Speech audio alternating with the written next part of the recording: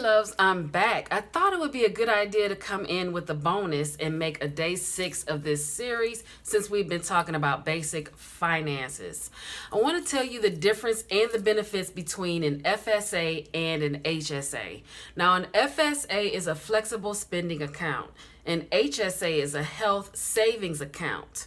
Both are tax advantage programs through the government. So basically, these are no taxes. So you're setting money aside that is tax free, and this money that you set aside goes towards your medical expenses. And this is how it works. If your company offers the option, you have to have a high deductible. Generally speaking, you have to pretty much have, I think, the highest deductible. At that point, you're eligible to choose whatever amount you want to contribute towards your savings for that following year. So, for example, you might want to start with, say, $500. You can do that with both of them.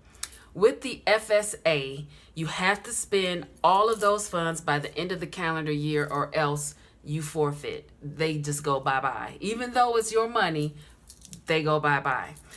HSA, you do not have to spend all the funds. In fact, the money continues to roll over each year after year after year, and you can take those funds with you after you retire and use them towards your medical expenses. So what happens is, say you have $500 in your FSA and you end up going to the ER, God forbid, and your copay is $200, or your coinsurance or whatever is $200, and you have not yet reached your deductible. If you have questions about this deductible stuff and this medical insurance stuff, let me know, because I know the info. I know how it works. But yeah, put that in the comments. But back to the FSA, HSA. You haven't reached your deductible, but you can use your FSA or HSA savings and pay that off. And the reason why this is beneficial is because this is money that was not taxed and will not be taxed.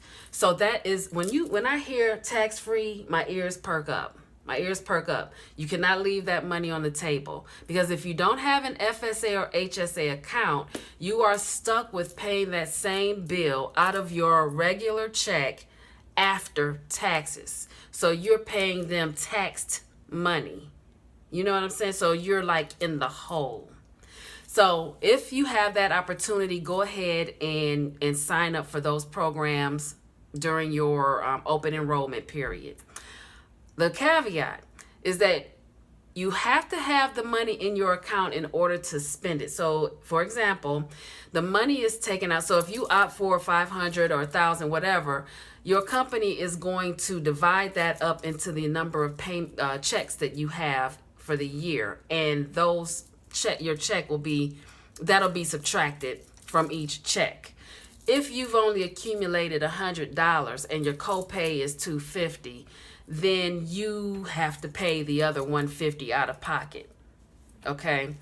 I'm trying to think what else. Oh, the other thing with the HSA, now both of them are the same in every way, except the FSA has to be spent by the end of the calendar year. Like I said, the HSA does not. The HSA you can take with you. When you retire, you can still have those funds, and they can accumulate as far as they can go. Okay? There is no limit there. Also, with an HSA, you can do, after you save a certain amount, you can actually do financial trading with it, like it's a 401k. So you can actually start investing those funds. And right now, it's without any fee or penalty.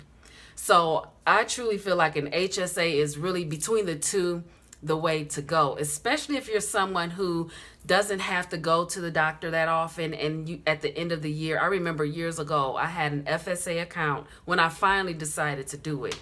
I had an FSA account, and I remember at the end of the year, I had hundreds of dollars left over. And I was like, oh my goodness, what am I going to do? What did I do? I wound up buying a lot of glasses. Yeah, I bought a lot of glasses.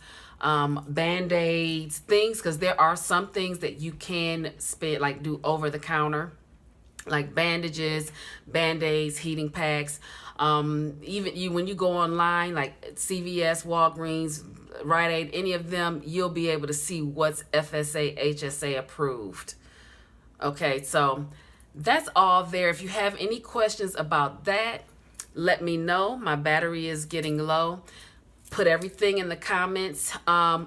Please, please, please share this playlist with anyone you think can use the information, because again, I am here to get everyone ready for the new year before it comes in.